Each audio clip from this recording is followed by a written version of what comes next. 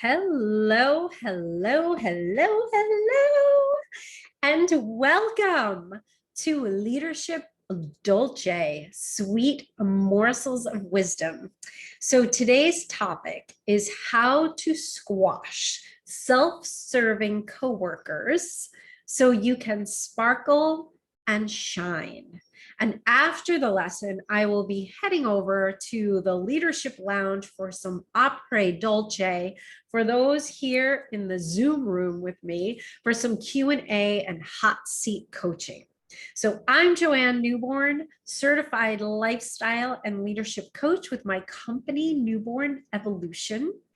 And I have found through my nearly 20 years in the corporate business landscape that there is a real lack of leadership. And I'm sure many of you would agree with me. So I am incredibly passionate about helping career-focused individuals who feel frustrated, stressed out, and unfulfilled to be able to create that leadership mindset for themselves so that you can attain your dream career with your ideal salary and a luxurious work-life balance that I also say is guilt-free. You can have a guilt-free, luxurious work-life balance.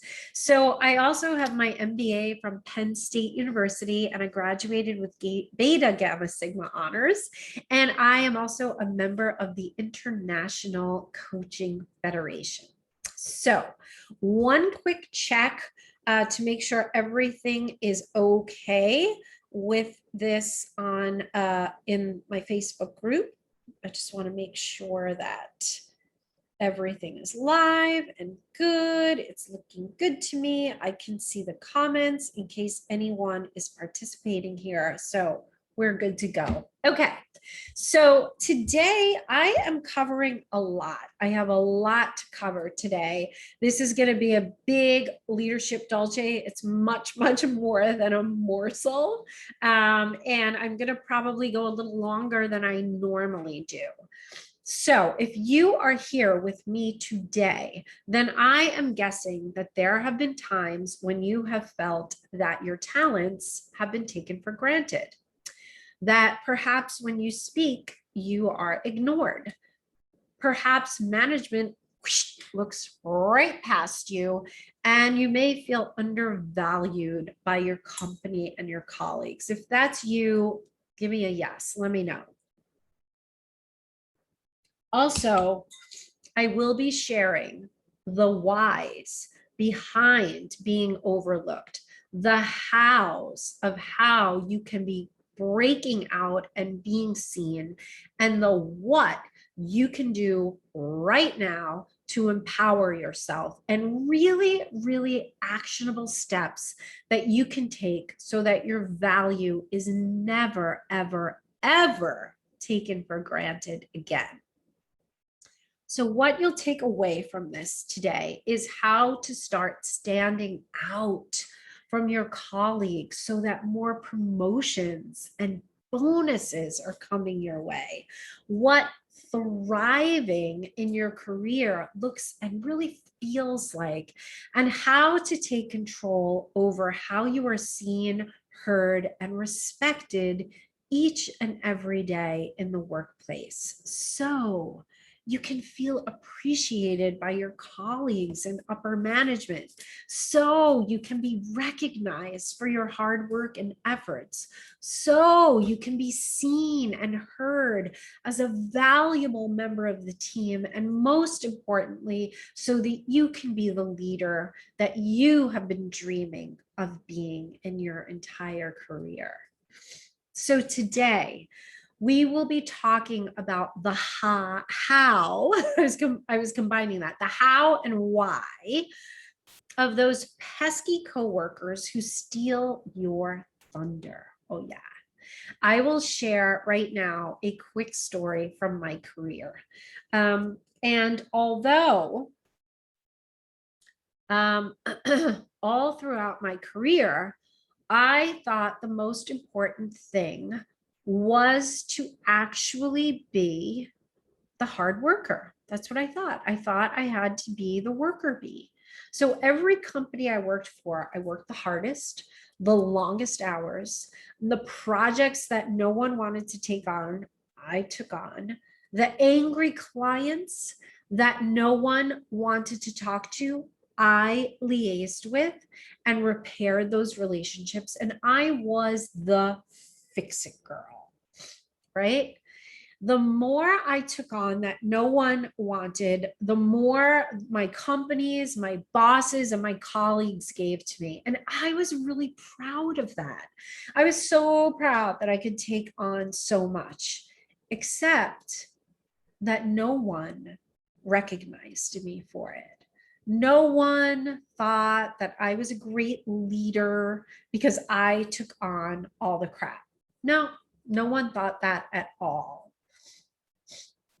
I am just going to do one quick thing here to just check in on, there we go. Just having some issues there. Okay, so no one recognized me for it. No one thought I was a great leader because I took on the crap. I was just the girl that took on the crap. And people were thrilled to give it to me.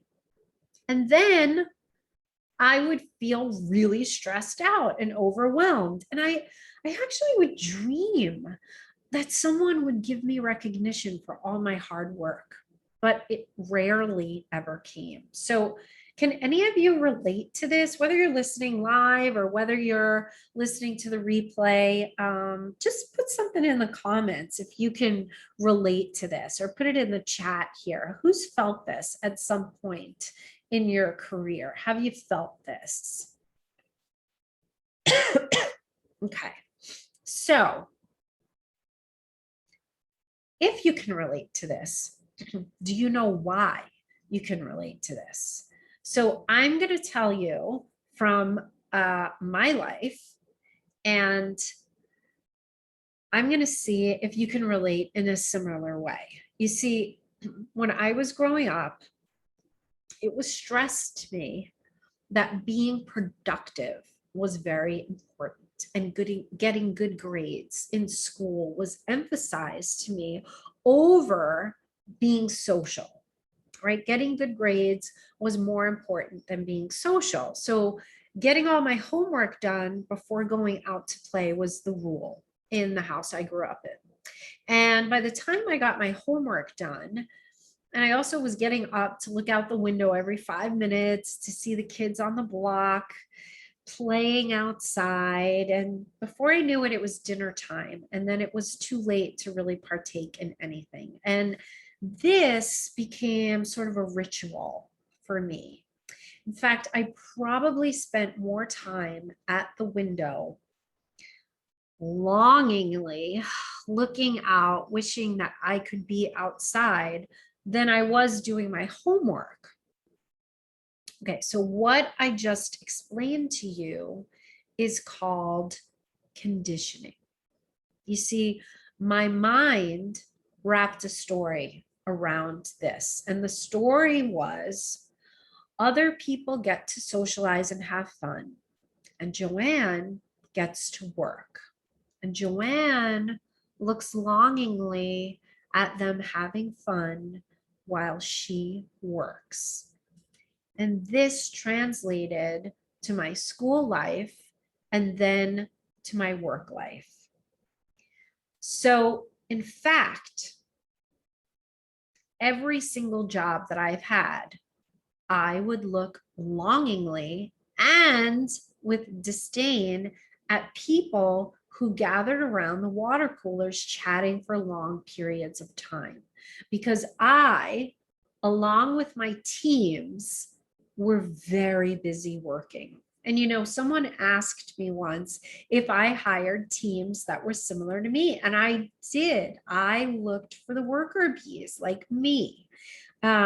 So it's funny how we do that. So sometimes, though, my team members would befriend other people in the office.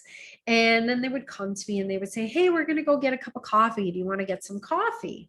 But my mind said to me, that's wasting time. So I always said no. no breaks. And I made my lunch and I ate it at my desk. So that was how I worked when I worked in an office. However, I also spent many, many years traveling all over. I traveled all over the world for work. And I could have met some really, really interesting people on my plane rides, but mainly I met no one. I would work on my phone while I was waiting to board the plane. And then the moment that I could take out my laptop and just start working on the plane, I would. And so I would cherish the time that I had to work without the phones ringing or without people bothering me. No fun for Joanne, just work. And so, of course, my companies loved me for this. But when it came time for promotions, I wasn't actually the first person that they thought of. Guess who they thought of? The water cooler people. The people that were really, really good at making themselves look like movers and shakers, even if they weren't movers and shakers. They knew how to play the game, and they knew how to take one thing that they did and make it sound like they conquered, Mount Everest. And those are the people that got promoted. And so, how many of you think that you are the worker bee? I'd like you to put it in the comments. And how many of you think that you are the water cooler person? I would like you to put that in the comments. Now, I'm not dissing either one of these. Maybe perhaps I'm dissing both. I don't know. You're going to have to wait for it. So I even remembered my very first job out of college. And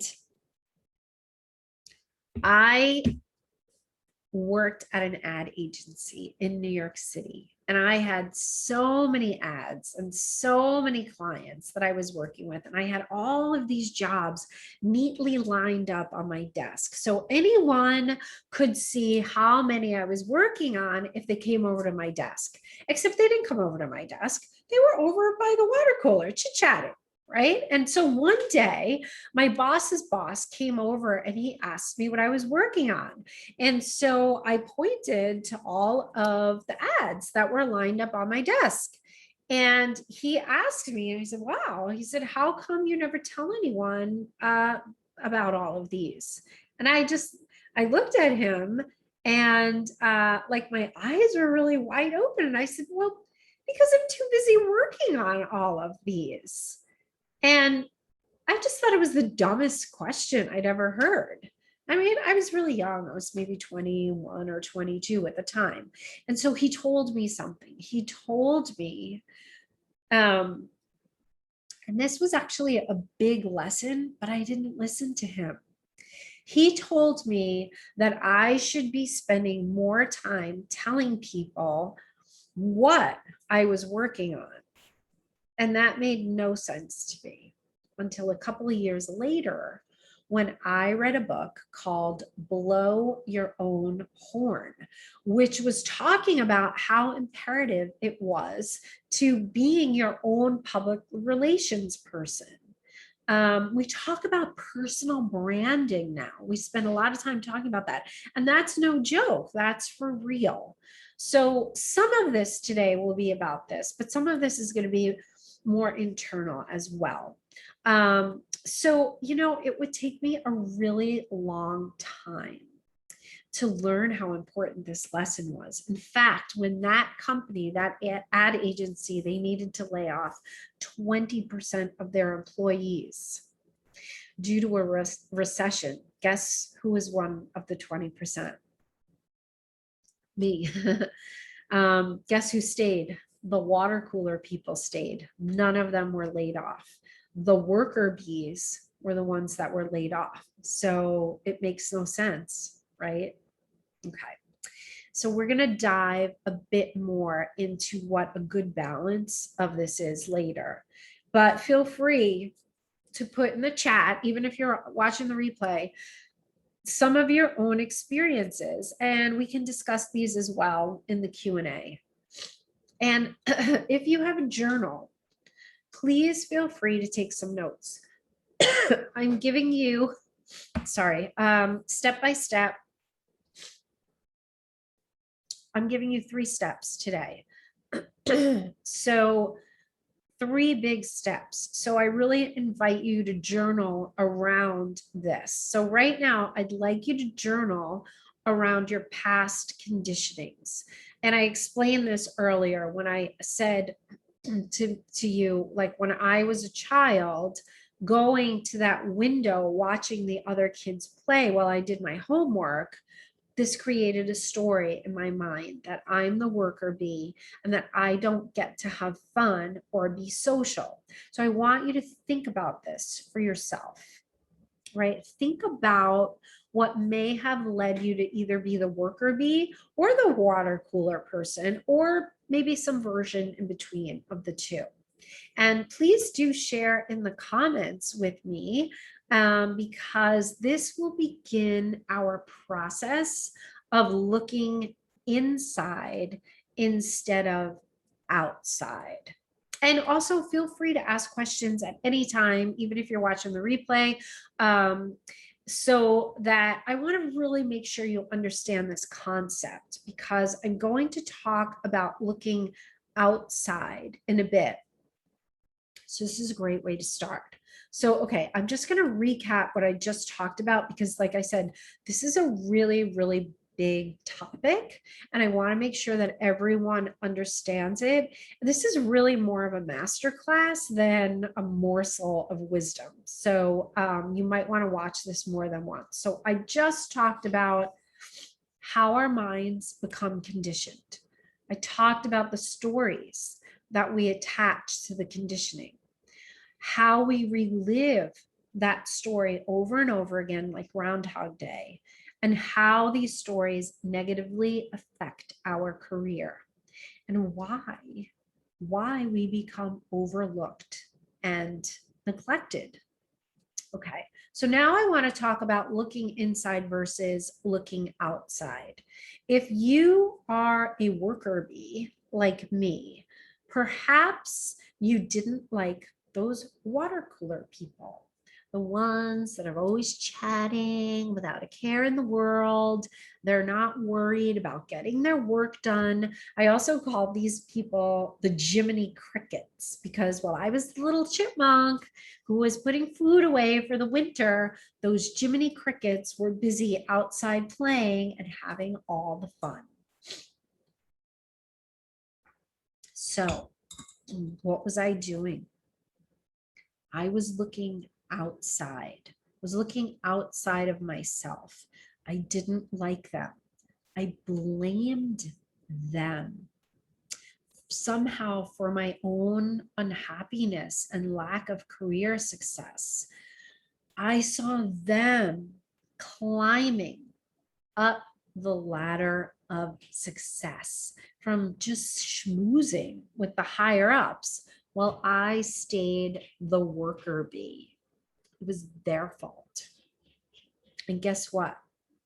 I found those people wherever I went.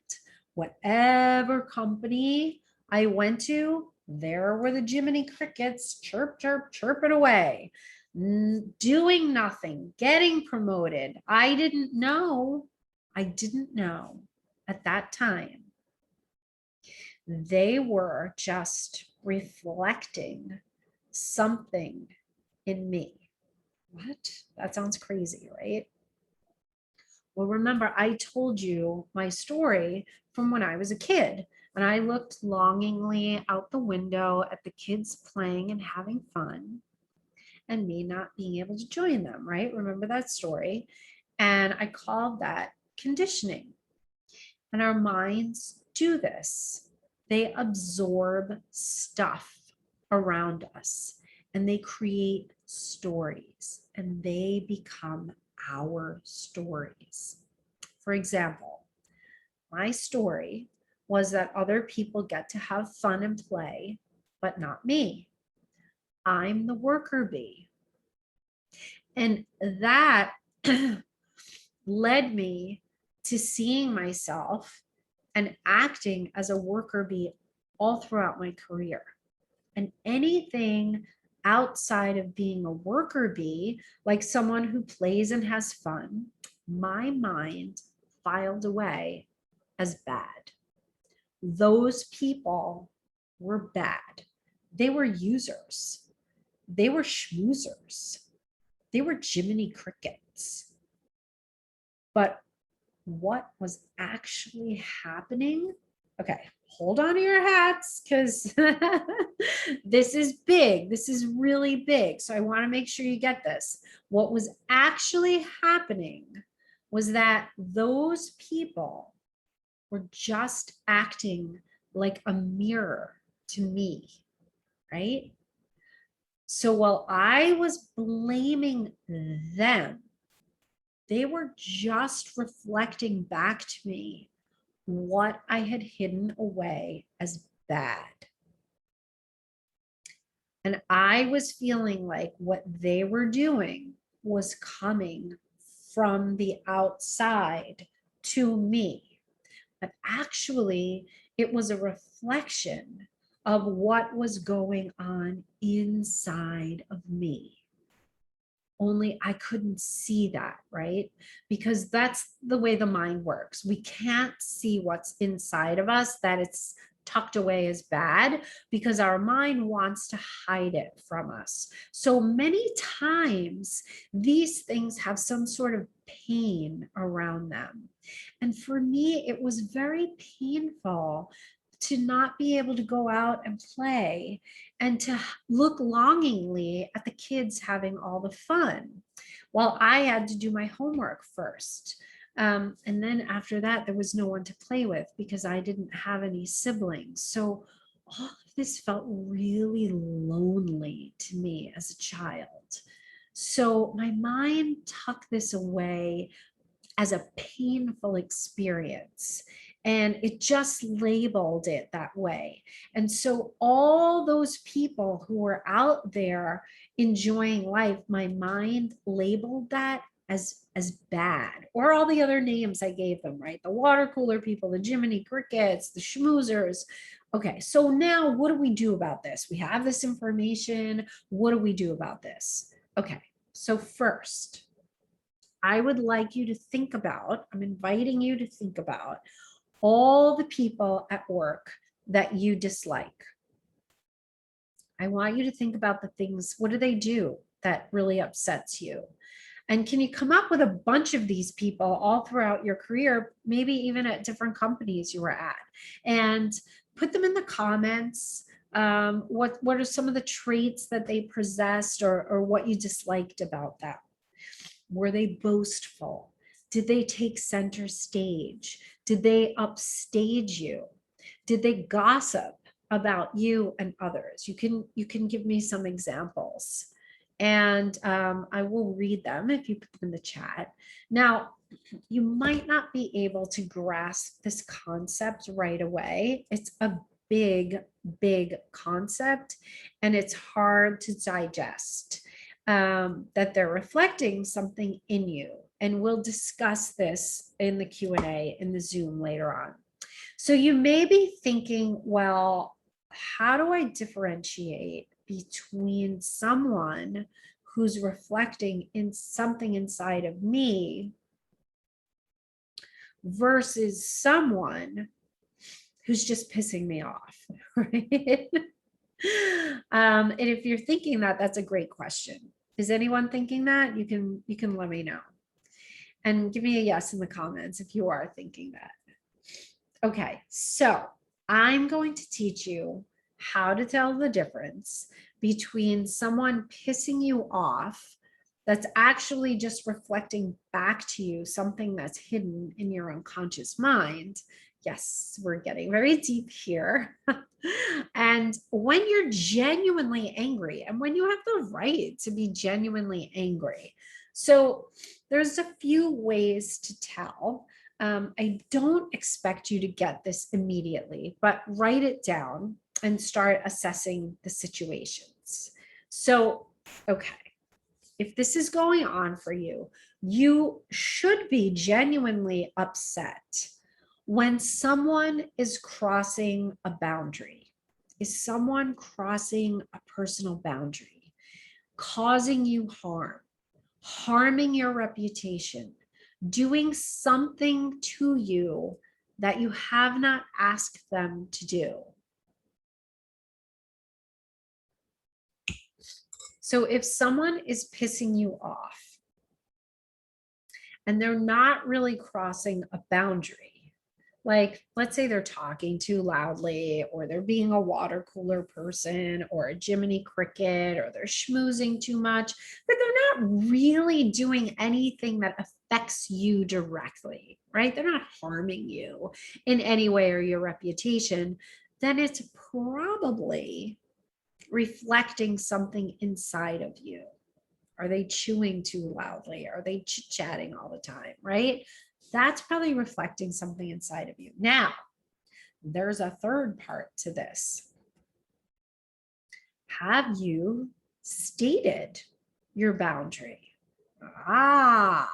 Because many of us have an internal boundary, but we're too afraid to state the boundary. Okay, so now this is really where we can learn and grow. And this is what I'm going to talk about next. Boundary setting and how to make your own rules to be empowered and applauded. And we'll be discussing the difference on the Q&A on what's a reflection of something from your unconscious versus what is something you should genuinely be upset about. And we can share examples of this in a really safe space today. So number 2 of what I would like for you to do is I would like for you to reflect on this difference and think of one example of something from your inner world being reflected in your outer world, like I was explaining to you. And 2, I would like for you to think of someone who crossed your boundaries. And this will start to make you think, well, why am I really upset with them? And, you know, you can feel free to ask questions about this after this is over. I'll come back and take a look. And it'll help you to also continue to get clarity around the difference, right? It's a really, really, really important concept, and it can be very difficult to grasp. Okay, so in the part 2 section, we talked about looking inside versus looking outside and how we can determine when another person is reflecting something that's in our unconscious mind versus someone who's actually crossing a boundary. And now I'm going to talk about setting boundaries and how you can feel empowered and applauded in your career. So now we're getting into more of the solutions. So the boundaries that I've been talking about, boundaries are about speaking up for yourself, saying no when you need to, and putting your own needs first. And so it might sound a little bit selfish the way I just described it, but it's a lot like putting your oxygen mask on first when you're on a plane and there's trouble, right? You really need to take care of yourself first before you can take care of anyone else. So I'm going to give you an example of people at work who were pissing me off, but it was my fault because I hadn't set a boundary. Okay, so at one of my companies, we had an open office concept, meaning we had desks, but we had no walls. We didn't have cubicles or anything like that. And so the team next to me loved to talk all day long about anything but work-related stuff, right? They talked about their weekends, they talked about their vacations, they talked about dreams they had at night, they talked about their lunch, they talked about their dirty laundry. I mean, you name it. And they were loud. And it used to piss me off to no end, like so pissed off. And so what did I do? I harumphed, I grumbled, I would IM my team because they were sitting on the other side of me, and we complained to each other about how we couldn't hear ourselves think because they were talking so loudly. And when did they work anyway? Well, guess what? That was my bad. Believe it or not, that was my bad. That was my fault. And you're probably like, what are you talking about? How is that your fault? Okay. I failed to speak up and set a boundary. At any time, any of those times, I could have just stood up and looked at them and said very nicely, hey guys, look, I'm on a deadline. Can you keep it down? I can't hear myself think. I really appreciate it if you could keep it down a bit. Thanks a million, right? But I didn't. I didn't because I was afraid they would hate me.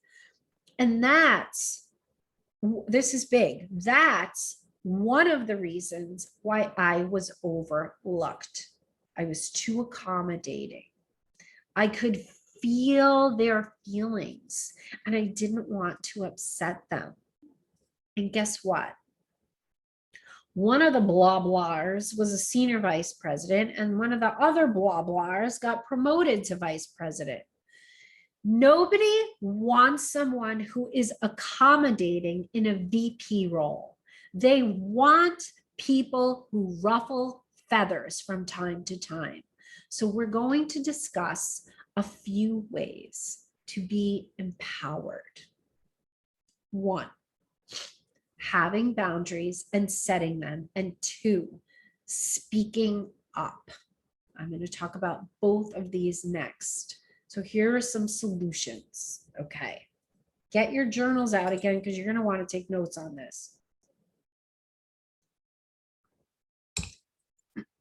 First, you must know what you want. What is it that you want for your career? Be really, really, really clear on this. I spend a lot of time working with my clients on their vision because this is the starting point. If you just want to be a big shot with a title and you don't really know what your purpose is, then it's probably not going to happen. I'm sorry to break this news to you, but it's probably not going to happen. And if it does happen, it won't make you feel happy. It's good to want things. It's great to know why you want things. So Simon Sinek, he talks about knowing your why in a really great TED Talk called Finding Your Why. And he said, quote, people don't buy what you do, they buy why you do it, end quote. I want you to think about that. When I was the worker bee, I was all about what I was doing, not why I was doing it. Did I feel passionate about it? Did I have a purpose around it? No, I was just doing the what and not the why. What is it connecting to you inside of you? That's your why. What's the connection inside of you that you feel in your heart? That's your why. And if you don't know what you want or what your why is, well, I can help you with that. You can just let me know. Put it in the comments. Let me know that you need help. There's a million ways to connect with me. I am everywhere. Connect with me if you need help with this. And once you know what you want, it becomes so much easier to set your boundaries and really focus on being seen. You see, when I was the worker bee, I just wanted people to know how hard I was working. That's it. That's not going to get me very far. But when I discovered how much I loved managing teams, and then I had a vision of being a director and managing a team again, well, I put it out there to the universe. And guess what? An executive recruiter called me and I got a job. I got that job because I wasn't afraid to be seen. I wasn't afraid to be bold. I wasn't afraid to speak up about all I could contribute to the company and how I could develop my team based on all the knowledge and the business acumen that I was bringing to the table. Wow, boom, that was an easy, easy win. And guess what? I also doubled my salary. That was easy. As soon as I got clear on my why, what a big difference that made. Okay, the third thing is, this is the third thing of the three things today. I want you to write down how you will start to write, how you will start to set a boundary at work. And I want you to write down and know your why. These two simple asks will get you sparkling and shining, I promise. Okay, and before I leave everyone on Facebook and open it up to the Zoom room, to everyone here on Zoom with me, I just want to tell everyone that I have a new course that is starting this week. It is starting this Thursday. It's called Speak Up, Quit Hiding in the Shadows and Step into Your Leadership Potential. And there is a link with all the info on the course in the post here. And the cost is $97. And as an FYI, there was an early bird special until June 12th, but that ended. And I also gave away 2 scholarships previously. So if you're on my mailing list, make sure you're on my mailing list so you can know firsthand when these opportunities arrive. My website is newbornevolution.com. I have a million freebies there. Sign up for a freebie and you're on my mailing list so you don't miss out on all this great stuff that I'm offering. Okay, so let me quickly tell you about the new course. If this time resonated with you today, then I am going much, much deeper in my course, Speak Up. So let me ask you, perhaps you do feel like you have the potential to be great, but you've got fantastic ideas, but you stay quiet. No one hears them. You fear that your superiors and colleagues will think you're silly or dumb if you shared your thoughts. You're nervous and shaky when speaking with higher ups, and the thought of making presentation terrifies you. You know, fear of public speaking is greater than the fear of death. And so maybe you have fear of public speaking or any sort of speaking. So what you will be learning and I will be helping you with is how to get that promotion you've been wishing for, how to have the courage to move to a bigger or different company and change careers, how to be an empowered leader, how to know your worth, how to ask for a higher salary or bonus, how to have just better relationships, how you can feel more comfortable around everyone, really, and say what you mean. Get rid of those stress tummy aches that you have and sweaty palms, and garner respect from your colleagues and peers. You'll learn how to feel good about being able to say what you want without fear, and how to captivate the attention of everyone in the room. And you can show up as that cool, confident person you've really been yearning to be. So the course is 5 weeks long with 4 live sessions. Each one, it only takes place on Zoom. It's not going to be anywhere on social media. So on Zoom, we're going to have a Q&A and a group coaching after each lesson on Zoom.